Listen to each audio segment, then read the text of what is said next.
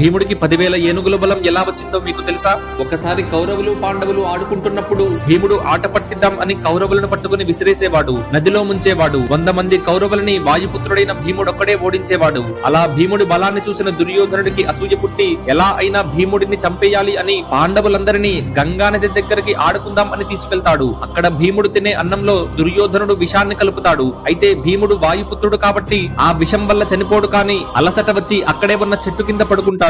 అయితే మిగిలిన పాండవులకి ఈ విషయం తెలియకపోవడంతో వాళ్ళు భీముడు ఇంటికి వెళ్లిపోయి ఉంటాడు అనుకుని కౌరవులతో కలిసి హస్తినాపురానికి వెళ్లిపోతారు. అయితే పాండవులు వెళ్లిపోయాక దుర్యోధనుడు భీముడిని తాళ్లతో కట్టేసి గంగానదిలో పడేస్తాడు. భీముడు అలానే పడుకుని పాతాళ లోకానికి వెళ్లిపోతాడు. అక్కడ ఉన్న పాములు కరవడంతో భీముడు నిద్రలేచి ఆ పాముల్ని చంపేస్తుంటే అవి భయపడి నాగలోకానికి రాజైన వాసుకి దగ్గరికి వచ్చి జరిగిన విషయాన్ని చెప్తాయి. వెంటనే వాసుకి భీముడి దగ్గరికి వస్తాడు. ఆయనతో పాటు ఆర్యకుడు అనేవాడు కూడా భీముడిని చూస్తాడు. ఈ ఆర్యకుడు కుంతీదేవి తండ్రికి తాతగారవుతాడు. అలా తన మునిమనవడైన భీముడిని చూసి సంతోషపడి దుర్యోధనుడిని ఓడించగలిగే శక్తి నీకు ఇస్తాను అని ఆర్యకుడు పాతాళ లోకంలో ఉండే ఒక అమృత రసాన్ని ఎంత తాగగలిగితే అంత తాగమని భీముడికి ఇస్తాడు. అలా భీముడు 8 కుండల రసాన్ని తాగి 8 రోజులు అక్కడే నిద్రపోయి 10,000 ఏనుగుల బలాన్ని పొంది కురుక్షేత్ర యుద్ధంలో ద్రౌపదిని అవమానించిన కౌరవులందరినీ ఒక్కడే చంపేశాడు.